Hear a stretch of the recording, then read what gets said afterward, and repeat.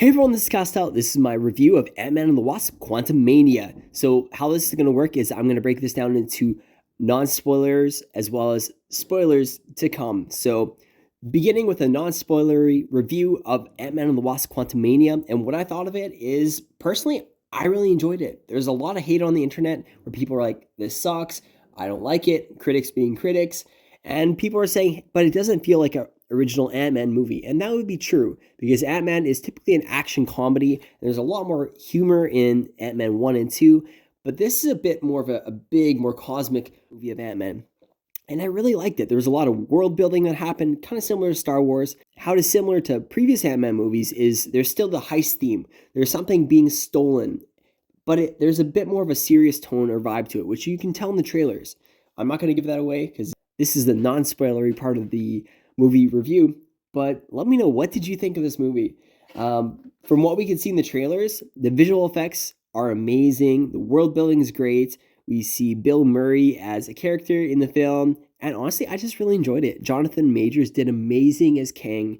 Without giving too much away, what we learned about Kang sets up Phase 5 of the MCU. This movie is very important for setting up the future movies and TV shows for Phase 5, because before we had TV shows like She-Hulk, Moon Knight, different movies, Thor Love and Thunder, like where are we going with this? There was usually a big bad like Thanos and the Infinity Stones that we were building towards, but now we actually have that thanks to Ant-Man and the Wasp Quantumania, and thanks to Kang as an amazing villain. We actually saw a different variant of Kang at the final episode of Loki episode 6. So go rewatch that or watch Loki if you haven't seen it yet, and you'll learn we actually see He Who Remains, which was that version of Loki, tease King the Conqueror is coming, and He Who Remains put a stop to it using Goliath, the monster, and weaponizing that monster to stop the multiversal war. And there's been other versions and variants of Kang who all fought to preserve their universe and annihilate the other universes, which almost was the end of everything and everyone.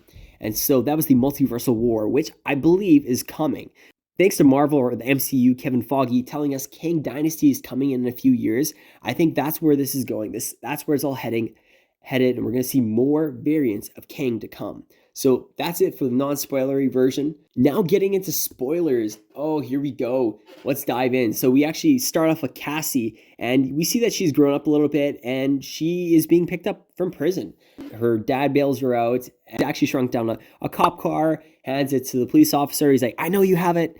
And that's a bit of a nod actually to Hank Pym, who's the original Ant-Man, and he shrunk a tank, like from Nazi Germany. And so we see Cassie doing something similar, shrinking down a cop car because people were displaced due to the blip for 5 years. They didn't have any place to live. And so we see Cassie very concerned about these people that were affected by the blip, and she wants to make a difference in the world. And she's a bit frustrated with her dad, who's now writing books such as Look Out for the Little Guy.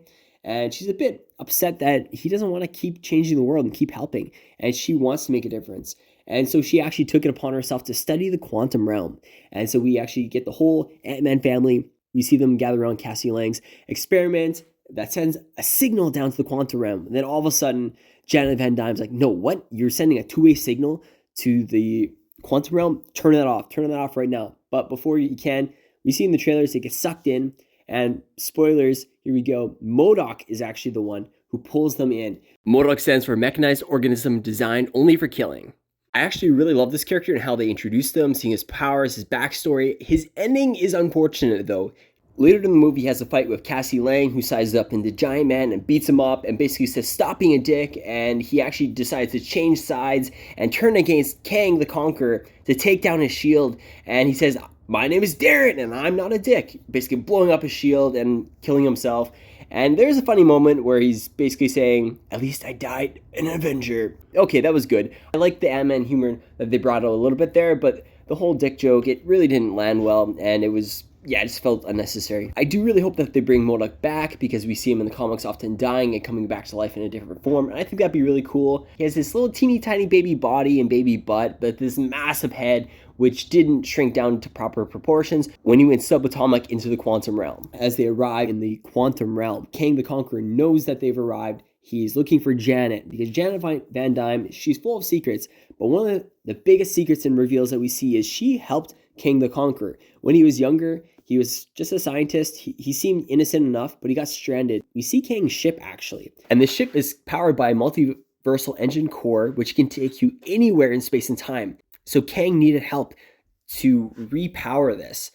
But Hope Van Dyne, once she actually helped repower this so he could get back to his time, and Kang actually promised, I will help you get the time back that you want with your daughter. In the trailers, we always thought it was Ant-Man wanting more time with his daughter and making up for that lost time. But it was actually Kang talking to Hope Van Dyne. So shout out to Ash and Flash for catching that. And that was such a cool detail. So Kang is on a hunt for Janet Van Dyne. Everybody knows about her. She was one of the main people, kind of screwed over that world and caused a lot of people to die because Kang, once his ship was back up and running, he actually got his suit back, which is kind of Doctor Doom-esque. It looks like Doctor Doom's suit. It's got similar powers.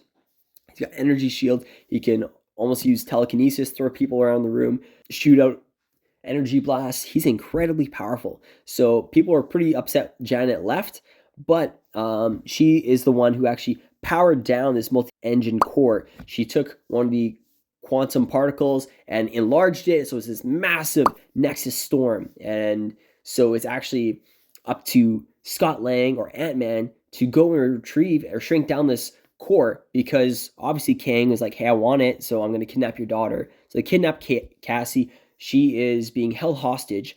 And so we have M.O.D.O.K, who is also going after Ant-Man and Cassie. So Ant-Man retrieves the multiversal engine core to save his daughter, but Kang obviously double crosses him. He's like, I don't really care about your daughter. I'm getting out of here. So he's going to continue across the multiverse, and he's going to take off in this ship, and it's actually massive. And so he's going to take his entire army with him, but Ant-Man is ticked. So he's like, nope, you're not going anywhere with my daughter. So he like goes Godzilla on the city and destroys a bunch of their ships, and he tries to stop the shield. So Janet Van Dyne actually throws him at the shield. He turns into a giant man, this big cannonball, destroys it. Kang is ticked. He is so upset. He's like, I am Kang. You talk to ants. Then they are fighting Kang. Ant-Man and the Wasp are kind of getting their butts kicked. But then we see the rebels come in, and they start to fight back because Cassie had this rousing speech. It's like, hey, now's your time to fight back. We see Kang fighting Ant-Man, Cassie, the Wasp, the rebels. He destroys one of the rebels,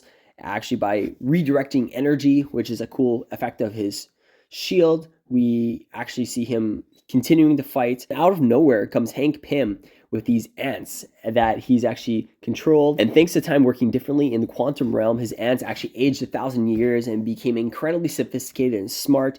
And they have some tech that Hank Pym gave him in Earth. Hank Pym, the original Ant-Man from the comics, he is controlling the ants, which is an awesome nod to the comics.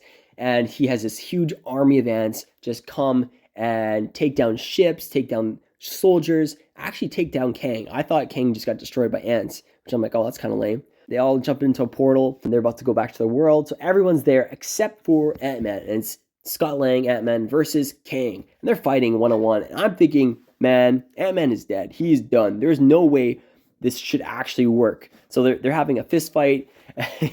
And if you've seen Creed 3, you know Jonathan Majors, who plays Kang, is a pretty dang buff boxer. I'm like, man, there's no way you should win this. You should be destroyed in like 5 seconds flat. But he puts up a bit of a fight. Then Hope Van Dyne comes back to the portal, starts shooting him, blasting him. I don't think it's realistic, but he touches the kinetic link to the multiversal engine core, and it seems like he's shrunk down, similar to how Yellow Jacket's Darren gets shrunk down. So I don't know what's going to happen to him, or if he's going to look like M.O.D.O.K, but I'm pretty sure he's not dead, and he's actually dispersed all across the multiverse, because that was a kinetic link to the multiversal engine. So I'm pretty sure they just kind of screwed over the universe, and Kang, that's not the last we're going to be seeing of him. In the mid-credits scene, we see a coliseum full of Kangs, all different variants, and the words of He Who Remains from Loki, the final episode, echoed in my mind. You think I'm evil, just wait until you meet my variants. We see that all his variants want to win, they want to conquer, they want to be in control. We see the main 3 variants. We see this Egyptian version of Kang, which is the Ramatat Kang. We see this futuristic version of Kang, which the internet believes to be the Red Centurion. And then last but not least, in the middle, we have Immortus. And I believe that Immortus is the leader because he's standing in the middle. And I believe Immortus is the leader of these Kangs because there's a bunch of Kangs that are fanboying in the stands and they're just going wild. They're cheering when they see the main three, this almost unholy trinity of Kangs popping up.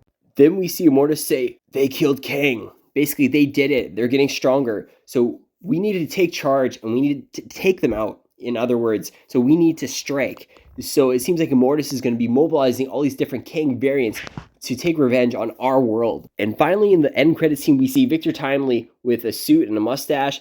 And in the audience, we see Loki, Tom Hiddleston, and Mobius. I was just blown away that they introduced Victor Timely because that's a variant of Kang from the 31st century. It's very likely that Kang the Conqueror is actually been thrown back through the time stream. When Kang was sucked into the time core, he might have been transported into that century. And we see Loki and Mobius in Loki season 2, a clip from that, and they're just gonna be chasing this version of Kang. Because if you don't see a villain die, just assume they're not dead. They're gonna appear somewhere else. M.O.D.O.K, okay, he died on screen. You're probably not gonna see him for a while. But Kang, on the other hand, we see that Kang Dynasty is coming up. So Kang is for sure coming back. And that version of Kang, I believe, is coming, as well as all these other variants. So you're going to see a lot more of Kang in Marvel in the upcoming movies and TV shows.